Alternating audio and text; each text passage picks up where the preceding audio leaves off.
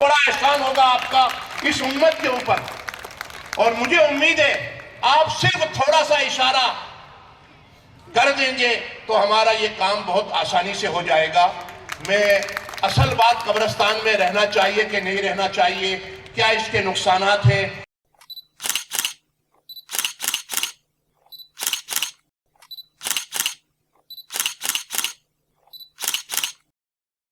गुलाम साहब ने बड़ी अच्छी तस्वीर खींची। परवरदिगार फरमाता है इन्नल्लाह ला युगय्यिरु मा बिकौमिन हत्ता युगय्यिरु मा बिअनफुसिहिम। परवरदिगार किसी भी कौम की हालत उस वक्त तक नहीं बदलता जब तक वो कौम अपनी हालत को बदलने के लिए तैयार ना हो। तो आज इस बात की जरूरत है, जिस हसास मसले पर आपको यहां बुलाया गया है, इस मसले की गंभीरता को गंभीरता के साथ लेने की जरूरत है। एक बात है इंसान की, अपने बुजुर्गों की कब्रों की हिफाजत करो, तुम्हारी इंसानियत का मुकद्दर चमकेगा। और अपने बुजुर्गों की कब्रों की हिफाजत करने में अगर आप नाकाम रहे और जिंदा दरिंदों को वहां से निकालने की कोशिश आपने नहीं की तो न समझोगे तो मिट जाओगे हिंदी मुसलमानों। तुम्हारी दास्तां तक भी ना होगी दास्तानों में।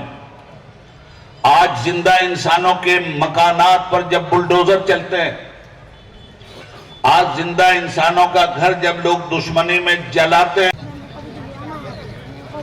मैं इस आवाम को अस्सलाम वालेकुम करता हूं। हर किसी को एक अपनी जगह दी गई है। हमारा देश संविधान पे चलने वाला देश है। अभी मेरे बारे में काफी बात की, मैं वोट की राजनीति नहीं करता। मैं यदि वोट की राजनीति करता तो मैं आपके बीच नहीं होता। अभी मुझसे काफी उम्मीदें आप लोगों ने लगाई है।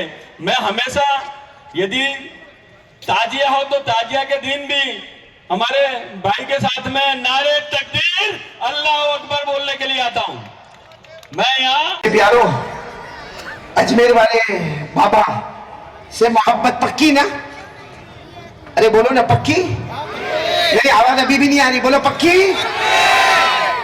एक बात बता दूं मेरे प्यारो, अगर हमें अजमेर वाले बाबा से मोहब्बत थी, मोहब्बत है और मोहब्बत रहेगी, उनके अब्बा का नाम आप अगर घर पे जाओ, आप तो वकील है गुलाब खान, अगर आप घर पर जाओ और जाके बीवी को अभी जाके पूछो तेरे बाप का नाम क्या, जरा बोल। बीवी को जाकर पूछो तेरे अब्बा का नाम क्या, बोल। क्या करेगी बीवी? 25 साल शादी को हो गए, मेरे अब्बा का नाम नहीं मालूम है। बताओ घर में खाना मिलेगा, प्यार मिलेगा, मोहब्बत मिलेगी? अरे बीवी के अब्बा का नाम भूल गया तो रिश्ते में डैमेज आ गया। हम बरसों से अजमेर वाले बाबा से मोहब्बत करते हैं, उनके अब्बा का नाम नहीं मालूम। चलो ठीक है, अहमदाबाद वाले अब्बा का नाम नहीं मालूम, दादा का नाम बता दो। कहता होगा ये मौलाना पाउली तो नहीं जब अब्बा का नाम नहीं मालूम तो दादा का कहां से मालूम होगा। लेकिन इस बार आप जोरदार नारे तकबीर बोलोगे इंशाअल्लाह। कौन बोल रहा था इसमें? पूरे मजमे में एक ही दो मर्द नजर आ रहे हैं मेरे को, माशाअल्लाह। अल्लाह कबूल फरमा ले मेरे भाई, आपने पूरे मजमे को गरमाया। लेकिन जरा सुन लो, आज आइंदा कभी आओ तो मुझे सुना देना। हजरत ख्वाजा, बोलो कौन?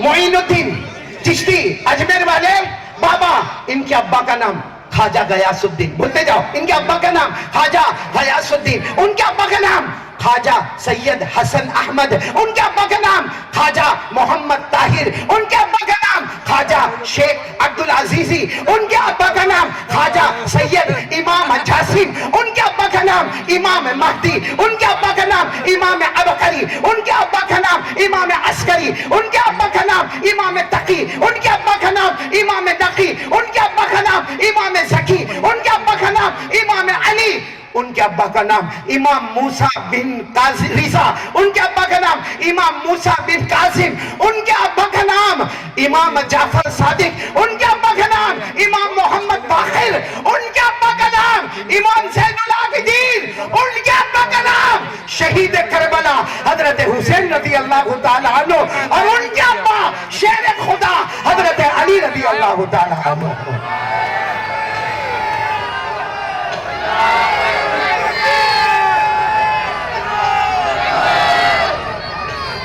मेरे प्यारों, ये इत्तेहाद की कॉन्फ्रेंस जो कायम की है हमारे अल्ताफ भाई और उनकी पूरी टीम ने, आज मैं आपसे पूछना चाहता हूं, कुरान पाक ने ये कहा कि देवबंदी कौन? पूरे कुरान में 30 पारे में कहीं लिखा है? लिखा है? कहीं आपने हदीस में ये पढ़ा कि आप कब्र में जाएंगे तो पहला सवाल होगा देवबंदी था कि सुन्नी था? होगा ये सवाल? अरे बोलो, होगा ये सवाल? आपने सहाबा किराम की जिंदगी में कभी ये सवाल देखा? ताबीइन की जिंदगी में ये सवाल देखा? ताबीइन की जिंदगी में ये सवाल देखा? औलिया किराम की जिंदगी में ये सवाल देखा? तो आज अहमदाबाद में औलिया किराम की जमीन पर ऐसा क्यों हो रहा है? अल्लाह की कसम, ये अहमदाबाद की जमीन 2 जिल्दों में किताब है मशाइख के अहमदाबाद। अल्हम्दुलिल्लाह ये कारिया मदनी ने एक हर्फ उसका पढ़ा है। आप जिस दिन कहोगे इंशाअल्लाह अहमदाबाद पर 5 घंटे तक बयान करता रहूंगा इंशाअल्लाह। अहमदाबाद में अल्लाह के वली शाह आलम, बोलो सुभान अल्लाह। उनके अब्बा कुतुब आलम, बोलो सुभान अल्लाह। शेख अहमद कत्तू, बोलो सुभान अल्लाह। सुल्तान अहमद जिसने अहमदाबाद कायम किया, बोलो सुभान अल्लाह। मलिक अहमद जिन्होंने अहमदाबाद को परवान चढ़ाया, आज उनकी जमीन में ये लड़ाई झगड़ा, उनकी जमीन में लड़ाई झगड़ा मेरे को आज। अस्सलामु अलैकुम व रहमतुल्लाहि व बरकातुहू।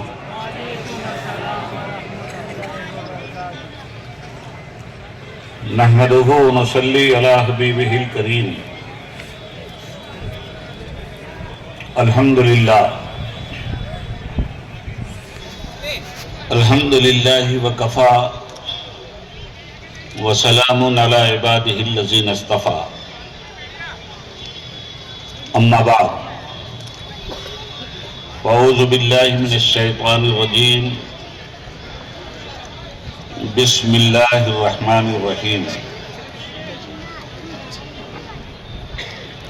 इज़ा ज़ुलज़िलतिल अर्दु ज़िलज़ालहा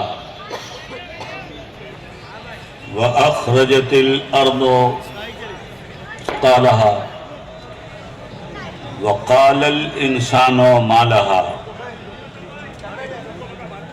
यौमइज़िन तुहद्दिसु अख़बारहा बिअन्ना रब्बका औहालहा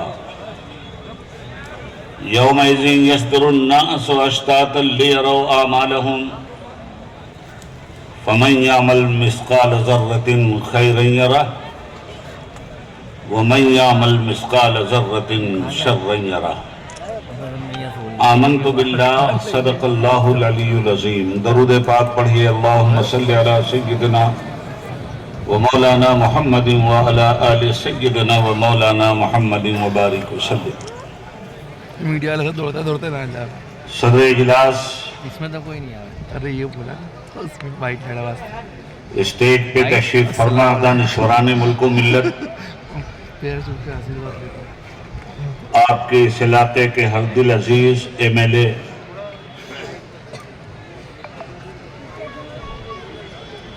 अहमदाबाद की तारीखी सरजमीन पर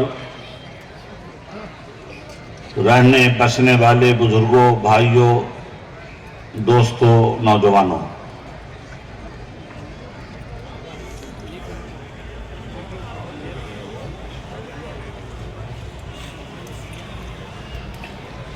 इस वक्त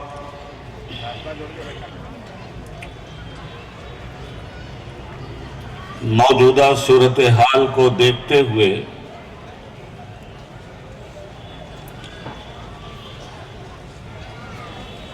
तीन सब्जेक्ट हमारे सामने हैं।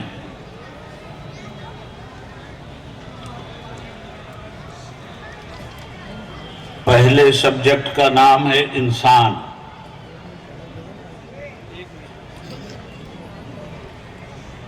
दूसरे सब्जेक्ट का नाम है हिंदुस्तान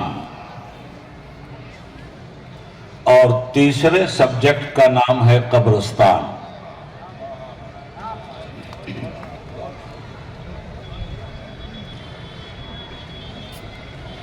मुख्तसर से वक्त में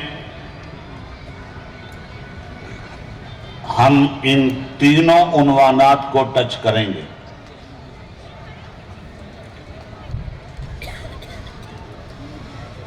इंसान लक़द खलक़नल इंसान फी अहसन तक़वीम,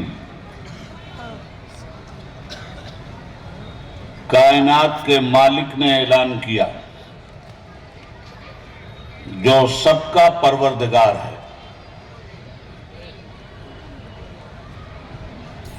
हर शय को पैदा करने वाला है, हर चीज का खालिक और मालिक है। उसने इंसान का इंट्रोडक्शन करवाया। हमने इंसान को बेहतरीन शक्ल सूरत पर पैदा किया।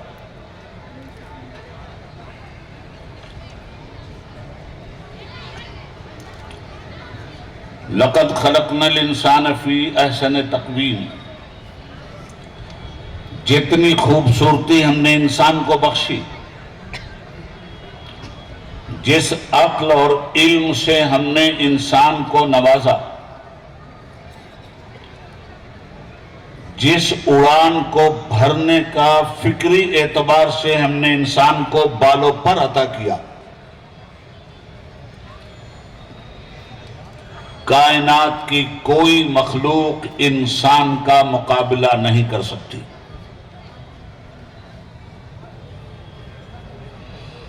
दरिंदे तबाही मचा देते हैं, इंसान उन्हें कैद कर लेता है। समंदर सोनामी छलका देती है, इंसान उसका कलेजा चीर कर अपने जहाज मंजिले मकसूद तक ले जाता है। फलक की घड़घड़ाहट इंसानी जिंदगी में ज़ेरो बम पैदा करती है, हवाई जहाज उसका सीना चाक कर देता है।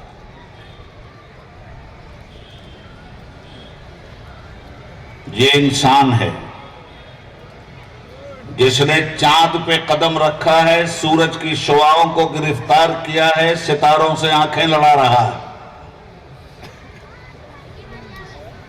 ये इंसान है जिसने जर्रे का दिल चीर कर एटम बम बना दिया है। मैं कहां रुकता हूं अर्शो फर्श की आवाज से, मुझको जाना है बहुत ऊंचा हदे परवाज से। ये इंसान है। इस इंसान को कुदरत ने अपनी सारी मखलूकात के मुकाबले में सबसे ज्यादा पावरफुल बनाया। जाते हैं खाने सब साथ में। और ये इंसान कुदरत की मर्जी के मुताबिक अगर जिंदगी गुजारेगा तो ये हमेशा पावरफुल रहेगा। मगर जिसे इतना पावरफुल बनाया उसने, दूसरी आयत में कहता है सुम्मा रददनाहु अस्फला साफिलीन, फिर हमने ये फैसला किया कि इसको नीचों से नीच कर दें, इसको कायनात के सबसे सड़ियल गड़ियल मरियल तबके तक पहुंचा दें। जिसे इतना ऊंचा उठाया गया उसे उतना ही नीचे गिराया भी गया। और आज आप अपने आंखों से देखते हैं, कैरेक्टर की बुनियाद पर ऊपर उठने वाला इंसान और बैड कैरेक्टरी की बुनियाद पर जमीन में धंसने वाला इंसान, ईमानदारी की बुनियाद पर पूरी दुनिया में अपनी इज्जत का ताज पहनने वाला इंसान और बेईमानी की बुनियाद पर सारी दुनिया में मक्कार कहा जाने वाला इंसान, झूठ की बुनियाद पर नीचता की मंजिलों से गुजरने वाला इंसान और सच्चाई की बुनियाद पर आसमान अजमत को छू लेने वाला इंसान, ये है इंसान। यह समरता कब है? जब नेचर का पालन करता है तब यह समरता है, और जब नेचर से जंग करता है तो यह बिगड़ता है। इस इंसान को पावर इसलिए नहीं दिया गया कि इंसानी दुनिया में यह तबाही मचाए, इसे पावर इसलिए दिया गया कि मजलूम इंसानी दुनिया की बर्बादी को खुशहाली के रास्ते पे लगाए। अगर घटे तो फकत मुश्ते खाक है इंसान, और बढ़े तो सते अफलाक में समा न सके। इंसानों के दो कैरेक्टर, इंसानियत और आदमियत का कैरेक्टर जन्नत में पहुंचाने की अलामत। गुलाम साहब ने बड़ी अच्छी तस्वीर खींची। परवरदिगार फरमाता है, इन्नल्लाह ला युगय्यिरु मा बिकौमिन हत्ता युगय्यिरु मा बिअनफुसिहिम। परवरदिगार किसी भी कौम की हालत उस वक्त तक नहीं बदलता जब तक वो कौम अपनी हालत को बदलने के लिए तैयार ना हो।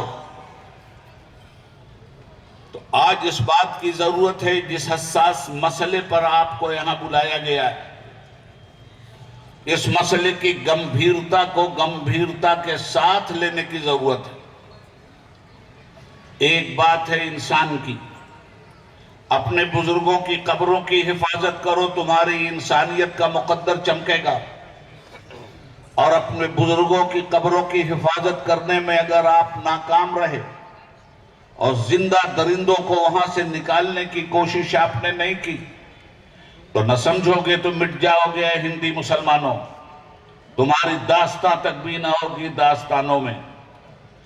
आज जिंदा इंसानों के मकानात पर जब बुलडोजर चलते हैं, आज जिंदा इंसानों का घर जब लोग दुश्मनी में जलाते हैं, तो आप जिंदा लोगों को बहुत तकलीफ होती है। और मुसलमान चीखता चिल्लाता है कि हमारे घर पे बुलडोजर चला दिया गया। मुसलमान चीखता और चिल्लाता है कि हमारे घर में आग लगा दी गई। मगर यही मुसलमान अपने बुजुर्गों की कब्र पे आग लगा रहा है तो इसे कोई शर्मिंदगी नहीं हो रही है। अपने बुजुर्गों के कफन तार तार कर रहा है तो इसे कोई शर्मिंदगी नहीं हो रही। फसादात के बाद उजड़े हुए खानदान को अगर कुछ लोगों ने कब्रिस्तान की जमीन पर रचाया और बसाया, तो उनकी मजलूमियत को पनाह इसलिए नहीं दिया गया था कि वो जालिम बनकर कब्र में रहने वालों पर जुल्म के आतंकवादी कोड़े बरसाए। आप याद रखिएगा, मुर्दा तो कहने वाली बातें हैं इस्तिलाह की, मर जाने वाली बात भी कहने वाली है इस्तिलाह की। हिंदुस्तान की सरजमीन पर, यह सरजमीन मेजबान सरजमीन है। इस जमीन ने हर बाहर से आने वाले को वेलकम कहा है। मेरे अरब को आई ठंडी हवा जहां से, मेरा वतन वही है, मेरा वतन वही है। चिश्ती ने जिस चमन में वहदत का गीत गाया, मेरा वतन वही है, मेरा वतन वही है। हिंदुस्तान, वो हिंदुस्तान जिसमें पहला आदमी कदम रखकर हिंदुस्तान में आदमियत की पहचान बना। मैं कुरान करीम के हवाले से आपसे बात कर रहा हूं। तफसीर खजाइन उठाइए और देखिए, हजरत आदम अलैहिस्सलाम को अल्लाह ने जब जमीन पर जन्नत से उतारा तो हिंदुस्तान में उतारा था। सारे जहां से अच्छा हिंदुस्तान हमारा, बुलबुल है इसकी ये गुलशता हमारा, ऐसे ही नहीं कह दिया था इकबाल ने। इसके पीछे एक कहानी है, हटाओ इसके पीछे, इसको बताओ, इसके पीछे एक तारीख है। यह सरानदीप की धरती पर हजरत आदम अलैहिस्सलाम को कुदरत ने उतारा था। सरानदीप कल इंडिया में था, आज श्रीलंका में है। और हमारे हिंदुस्तान का बंटवारा तारीख की रोशनी में एक बार नहीं हुआ है, 8 बार हुआ है। ये पाकिस्तान हिंदुस्तान का 7वां बंटवारा था और ये बांग्लादेश हिंदुस्तान का 8वां बंटवारा है। मगर तू न मिट जाएगा ईरान के मिट जाने से, है यूरिश तातार के अफसाने से। याद रखिएगा, हिंदुस्तान की सरजमीन पर दुनिया में आने वाला पहला मनुष्य, पहला आदमी, पहला मानव जिसका नाम आदम अलैहिस्सलाम है। आज सारा हिंदू आदमी कहलाता है, सारा मुसलमान आदमी कहलाता है। किसी भी कौम के आदमी से कह दीजिए कि तुम आदमी नहीं हो तो भाग जाएगा। हम आदमी नहीं हैं तो क्या आपको जानवर दिखाई देते हैं? हर आदमी, हिंदू अलग है, मुसलमान अलग है, सिख अलग है, ईसाई अलग है, मगर सब आदमी हैं। सब अपने को आदमी कहते हैं। किसी से आदमियत का ताज छीन लीजिए तो नाराज हो जाएगा। किसी से कह दीजिए तुम आदमी नहीं हो, मुसलमान से कहिए तो मुसलमान नाराज, हिंदू से कहिए तो हिंदू नाराज, ईसाई से कहिए तो ईसाई नाराज, यहूदी से कहिए तो यहूदी नाराज, बौद्धिस्ट से कहिए तो बौद्धिस्ट नाराज, सिख से कहिए तो सिख नाराज। मालूम यह हुआ कि सारी दुनिया को इस बात पर इसरार है कि हम आदमी हैं। तो आदमी क्यों हैं? इसलिए कि पहले इंसान का नाम था आदम, और उससे जो औलादें चली पूरी दुनिया में, मजहब चाहे जो भी उन्होंने अख्तियार कर लिया हो, मगर औलादे आदम होने की बुनियाद पर एक मुश्तरका रिश्ता इनका है जिसे आदमी कहा जाता है। मोहतरम सामीन, ये आदमी इस दुनिया में आया, आने के बाद ये आदमी आया था दुनिया को हयात बांटने के लिए। हिंदुस्तान की सरजमीन पर सूफिया आए, यही हजरत शाह आलम मौजूद हैं, यही कुतुब आलम मौजूद हैं, यही बड़े बड़े औलियाए किराम अहमदाबाद की धरती पे मौजूद हैं। ये बादशाहों की देन नहीं है आदमियत, ये मानवता सूफियों की देन है, संतों की देन है, खुदा के आरिफों की देन है। और ये प्याम दे गई है मुझे बाद सुबहगाही कि खुदा के आरिफों का है मकाम बादशाही। हिंदुस्तान वो जन्नत निशान धरती है जिस पर सुल्तानुल हिंद ख्वाजा गरीब नवाज ने हिंदू का हा निकाल कर और मुस्लिम का मां निकाल कर हम बना दिया था, ताकि मजबूत हिंदुस्तान दुनिया के नक्शे पे नजर आए।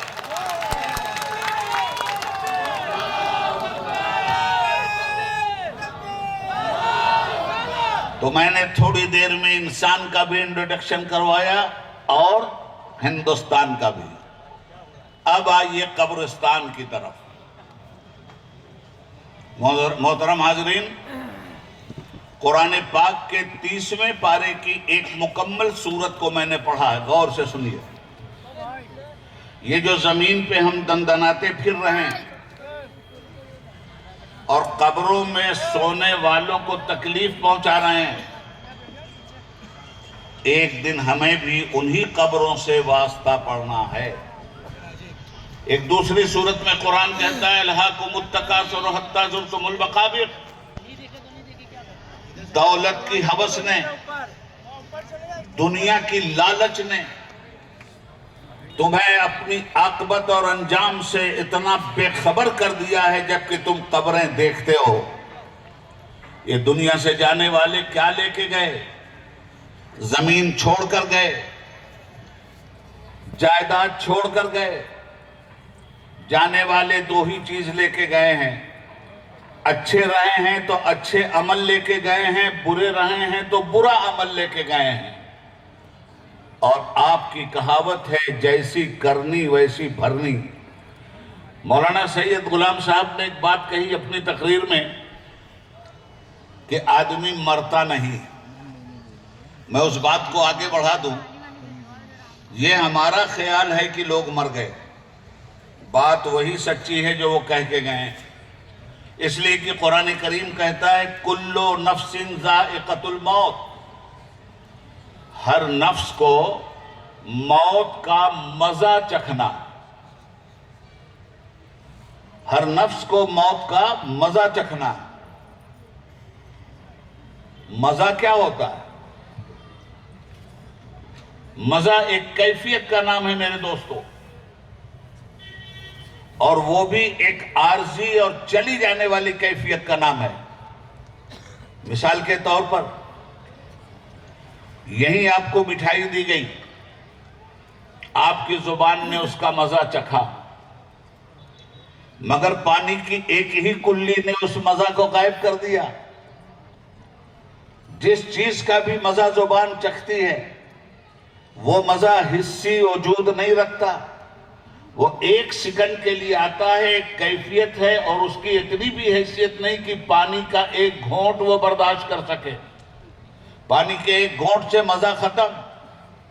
तो ये मौत जिंदगी का खात्मा नहीं है, ये मौत नफ्स का मजा है। इंसान को मौत का मजा चखना है। मौत भी एक मजा है, और मजा परमानेंट नहीं होता, आता है और चला जाता है। इसीलिए इंसान मरता नहीं है। अब फलसफा सुनिए। अदम और वजूद, ये आपने सुना है? अदम का क्या मतलब और वजूद का क्या मतलब? जब कुछ भी नहीं था, हम भी नहीं थे, सिर्फ खुदा था और कुछ भी नहीं था, उसका नाम है अदम। और खुदा ने जब चीजों को पैदा कर दिया तो उसका नाम है वजूद। इस खास जुमले को जहन में रखिएगा। एक है अदम, जहां कुछ नहीं था, हम भी नहीं थे, मगर इल्मे इलाही में थे, और इल्मे इलाही ने वजूद बख्शा तो हम वजूद में आ गए। अब याद रखिए, जब नहीं थे, कुछ नहीं थे, वजूद आ गया तो ये वजूद मरने के लिए नहीं आया। ये मौत का मजा तो चख सकता है, मर नहीं सकता।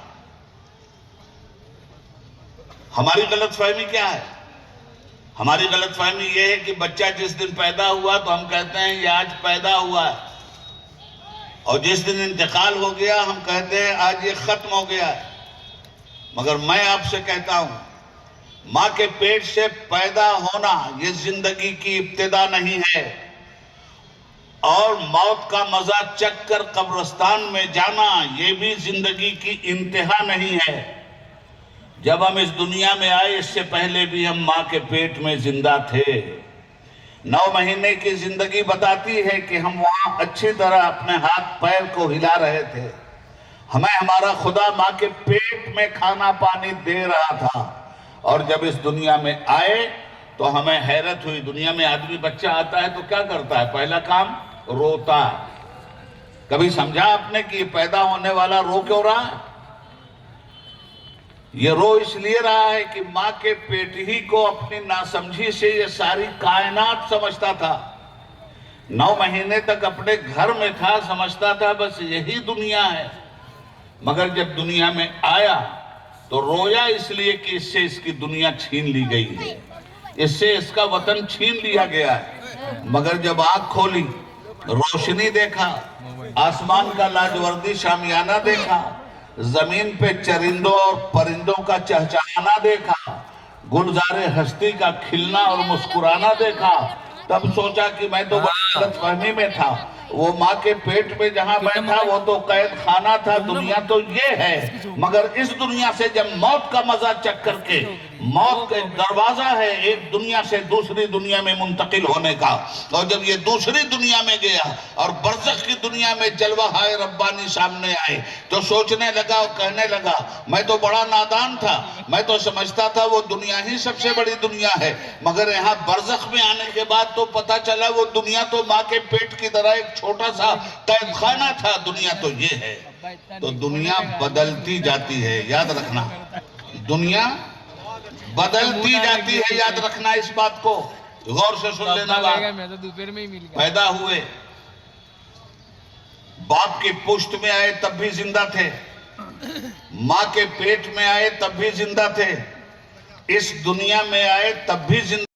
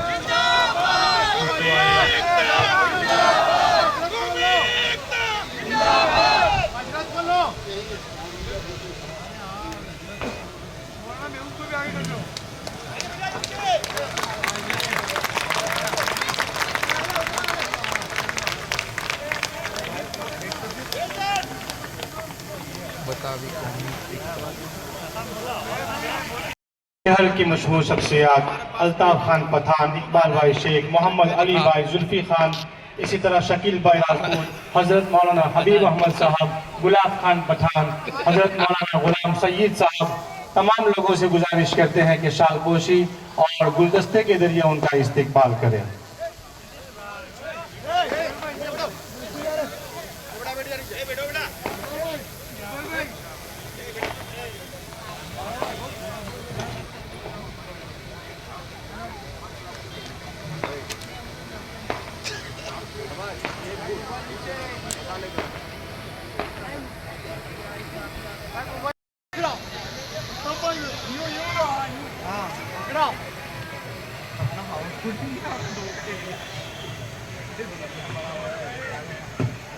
अब वन पे जा रहा हूँ, वन पे ठीक है।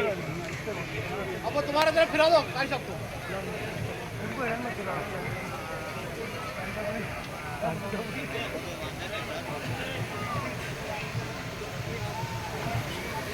ओके फोटो ले लो।